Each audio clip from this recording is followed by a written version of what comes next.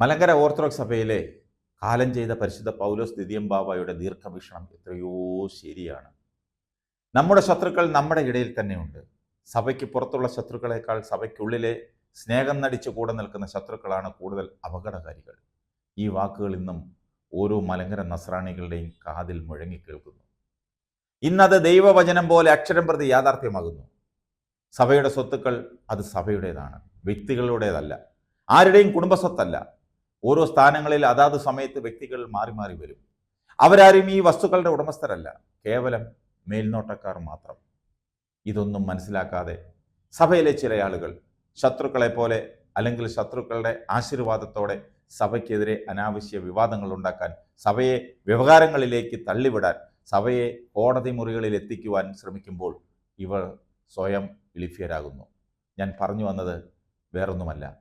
കഴിഞ്ഞ ഞായറാഴ്ച തിരുവനന്തപുരം പാളയം പള്ളിയിൽ വിശുദ്ധ കുർബാന മധ്യേ വികാരി പരിശുദ്ധ കാതോലിക്ക ബാവയുടെ കൽപ്പന വായിച്ചു തീർന്നപ്പോൾ അവിടെ മേശപ്പുറത്ത് വെച്ചിരുന്ന മൈക്കെടുത്ത് ട്രസ്റ്റി ഒരു പ്രഖ്യാപനം നടത്തുന്നത് നമ്മളേവരും കണ്ടതാണ്. അദ്ദേഹത്തിന്റെ പ്രഖ്യാപനം മലങ്കര ഓർത്തഡോക്സ് സഭയുടെ തിരുവനന്തപുരത്തിന്റെ ഹൃദയഭാഗത്തുള്ള ബാവാപ്പറമ്പിൽ പുതുതായി നിർമ്മിക്കുന്ന സഭാകേന്ദ്രത്തിന്റെ ശിലാസ്ഥാപന കർമ്മം 2024 സെപ്റ്റംബർ 15, അതായത് നാളെ ഞായറാഴ്ച ഉച്ചയ്ക്ക് 3:30 മലങ്കര സഭയുടെ പരമാധ്യക്ഷൻ പൗരസ്ത്യ കാതോലിക്കായും മലങ്കര മെത്രാപ്പൊലിത്തയുമായ പരിശുദ്ധ ബെസോലിയോസ് മാർത്തോമ മാത്യൂസ് തൃതീയൻ കാതോലിക്ക ബാവ നടത്തപ്പെടുന്നത് മാറ്റിവെക്കണമെന്ന്, ഈ സ്ഥലം പള്ളിക്ക് അവകാശപ്പെട്ടതാണെന്ന്, അതിൻ്റെ രേഖകൾ കയ്യിലുണ്ടെന്ന്. ആദ്യമായി ഇത് കേൾക്കുന്നവർക്ക് അല്പം യാഥാർത്ഥ്യമുള്ളതായി തോന്നും, സംശയങ്ങളുണ്ടാവും. പിന്നീട് കല്ലിടിയിൽ കർമ്മം സ്റ്റേ ചെയ്യണമെന്നാവശ്യപ്പെട്ട് വഞ്ചിയൂർ കോടതിയിൽ ഇദ്ദേഹം ഹർജിയും നൽകി. ഹർജിയും നൽകിയത് പള്ളി മാനേജിംഗ് കമ്മിറ്റിക്ക് വേണ്ടി ട്രസ്റ്റി എന്ന പേരിലാണ്. കോടതി ഹർജി ഫയലിൽ സ്വീകരിച്ചിട്ട് രേഖ കാണിക്കാൻ പറഞ്ഞപ്പോൾ ട്രസ്റ്റി കൈ ഉയർത്തി കൈരേഖ കാണിച്ചു. കോടതിക്ക് അസുഖം മനസ്സിലായി. വിശദമായി വാദം കേൾക്കാൻ അടുത്ത മാസത്തേക്ക് കേസ് മാറ്റിവെച്ചു. ഈ സ്ഥലത്തിന്റെ ഉടമസ്ഥാവകാശം പരിശുദ്ധ കാതോലിക്ക ബാവായുടെ പേരിലാണ്.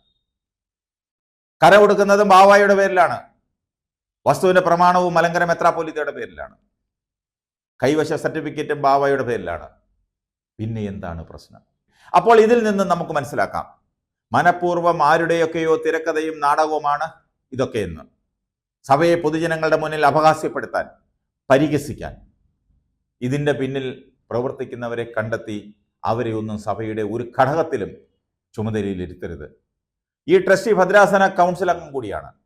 ഇയാൾക്കെതിരെ നടപടിയെടുത്ത് മാറ്റി നിർത്തണം. ഗുരുതരമായ അച്ചടക്ക ലംഘനമാണ് നടത്തിയിരിക്കുന്നത്. സഭയുടെ ഭരണഘടന ലംഘിക്കുന്ന എല്ലാ പള്ളികളിലും ഇതുപോലെ പ്രശ്നങ്ങളുണ്ടാകും. ഭരണഘടന സംരക്ഷിക്കേണ്ടതും നടപ്പിൽ വരുത്തേണ്ടതും ആ പള്ളികളിലെ വികാരിമാരാണ്. അക്കാര്യത്തിൽ വികാരി അലസത കാണിച്ചാൽ ഇതുപോലെ പല പ്രശ്നങ്ങളും ഉണ്ടാകും. ഭരണഘടന പാലിച്ച് ഭംഗിയായി പള്ളികൾ കൊണ്ടുപോകുന്ന വൈദികരാണ് മലങ്കര സഭയിലുള്ളത്. ഭരണഘടന ലംഘിച്ചാൽ അത് പള്ളിയല്ല, ഒരു ചെറിയ സംഘടനയായാൽ പോലും അവിടെ പ്രശ്നങ്ങൾ ഉണ്ടാവും. അതില്ലാതാക്കാൻ ഭരണഘടന കൊണ്ട് മാത്രമേ സാധിക്കൂ. ആനയ്ക്ക് ആനയുടെ വലിപ്പം അറിയില്ലെന്ന് പറയുന്നത് പോലെയാണ് നമ്മുടെ ജനങ്ങൾ. സഭയുടെ നിയമം അറിയില്ല.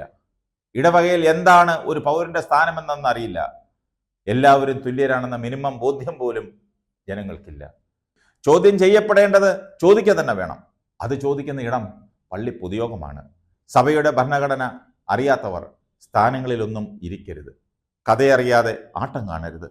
തടസ്സങ്ങളൊന്നുമില്ലാതെ നാളെ വൈകുന്നേരം 3:30 മണിക്ക് പരിശുദ്ധ കാതോലിക്ക ബാവ ബാവാപ്പറമ്പിൽ ശിലാസ്ഥാപന കർമ്മം നിർവഹിക്കും. അതിനൊരു തടസ്സവുമില്ല, ഒരു മാറ്റവുമില്ല.